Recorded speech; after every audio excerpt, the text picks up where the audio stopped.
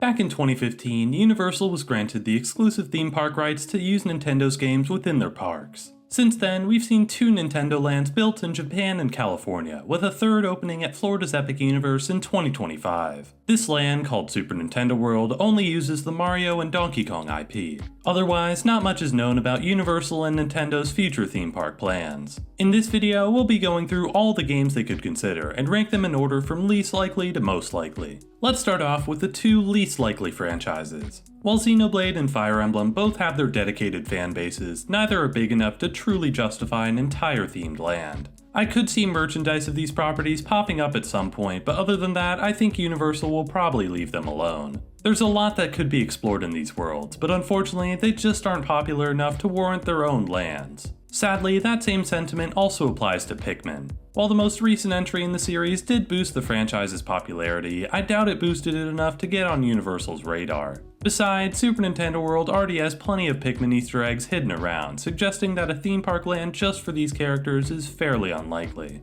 If the series continues to grow, maybe Universal would consider it, but for now, I doubt anything major is coming. Another franchise that's pretty unlikely is Star Fox. While the game seemed like an easy adaptation for a theme park ride, the franchise has pretty much been abandoned for nearly a decade now. The games historically have never sold extremely well, but it's hard to say how popular the franchise is today. I do think it's slightly more likely than Pikmin since it doesn't have any representation in the parks already, but I still don't think we'll see anything from the series anytime soon. Now, let's start getting into the bigger franchises.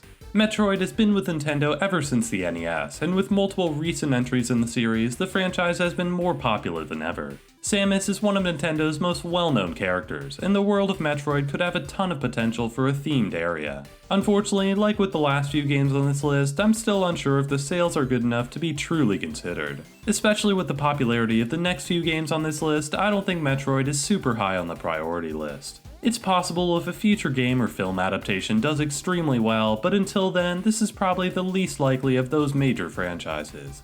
Next up, let's talk about one of Nintendo's most iconic characters, Kirby.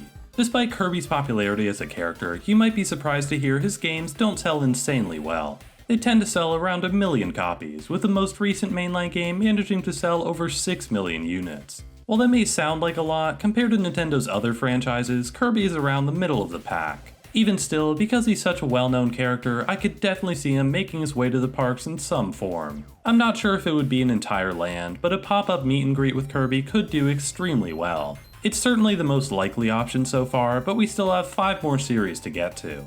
Starting off the upper half of this list is Splatoon. I know it may seem crazy to put Splatoon above some of Nintendo's most iconic franchises, but hear me out here. These games sell extremely well. Splatoon 2 sold well over 13 million units, with the third game nearing 12 million units and counting.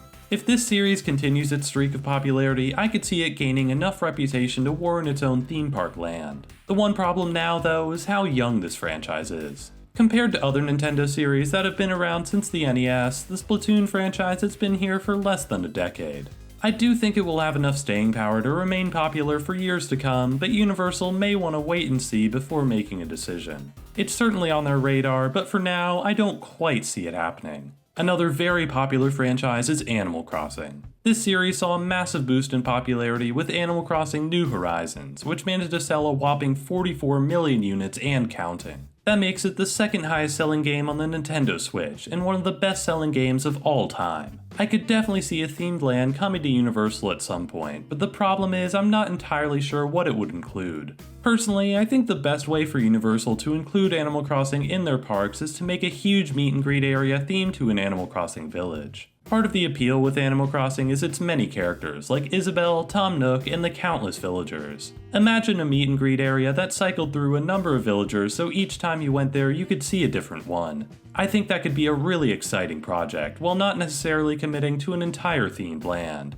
That's not to say Universal wouldn't make an Animal Crossing land, but I do think the next 3 options are a bit more likely. Speaking of those options, these next 3 are properties that I would be surprised not to see pop up at a Universal park. The first of these 3 options is a mini-land themed to Luigi's Mansion. This Mario spin-off series has sold surprisingly well, with Luigi's Mansion 3 selling around 14 million units. However, what makes this even more likely is the area around Super Nintendo World at Epic Universe. Based on current construction, Super Nintendo World will consist of a Mario area and a Donkey Kong mini-land.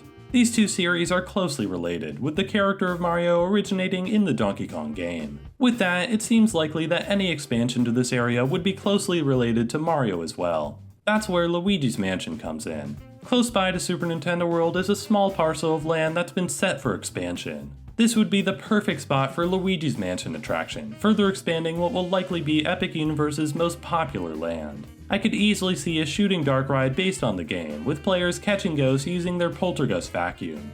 In fact, Luigi's Mansion has already been converted into an arcade machine with essentially the same concept. Based on Super Nintendo World's popularity at Universal Studios in Hollywood, I do think Universal will prioritize adding more capacity to the land as soon as possible. Theme Park Stop has even reported that this may be the first major expansion to Epic Universe, opening a few years after the park itself. Things could change in the coming months, but as of right now, this does seem fairly likely. What's even more likely though is a land based on The Legend of Zelda. This is one of Nintendo's longest running series, and one of their most popular as well. Breath of the Wild managed to sell over 31 million copies, and its follow-up, Tears of the Kingdom, is at just over 20 million. The world in these two games alone is incredibly vast, with a lot of potential for an entire themed land. Not only that, but there's a prime location for this land to go to, with the Lost Continent at Islands of Adventure recently closing their last operating attraction. This area could easily make for a simple retheme, or even a complete evolution of the land to better match the world of Zelda. It makes a ton of sense for Universal to spread the Nintendo IP around to their 3 parks, as it would encourage Nintendo fans to visit their other resorts as well. Something to consider, however, is that Sony now has the rights to make a live-action Zelda movie. This doesn't necessarily affect Universal's theme park rights to the franchise, but it does make an adaptation of it a bit more complicated.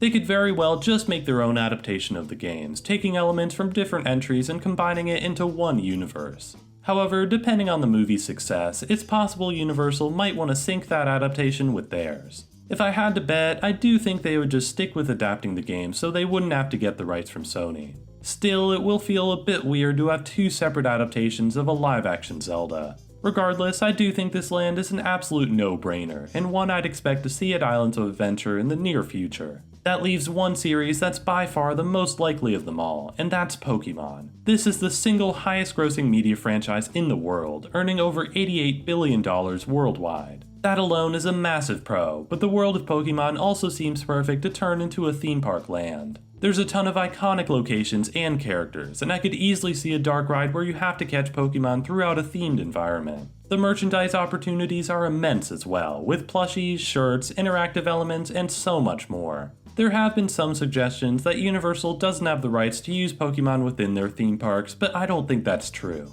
They've already used Pokemon in a parade at Universal Studios in Japan, with rumors suggesting the franchise will soon replace the recently closed Spider-Man attraction. There have been reports of a chain of Pokemon theme parks opening up around the world, but these seem to be more in the realm of a themed nature park than anything Universal would do. Overall, it makes all the sense in the world for Universal to start bringing Pokemon into their parks. With the closure of the Simpsons ride likely fast approaching, this may be in the cards even sooner than we think. For more on that and other predictions for the next 10 years at Universal, check out this video predicting the next decade at the Universal Orlando Resort. Thanks so much for watching, and I'll see you all next time.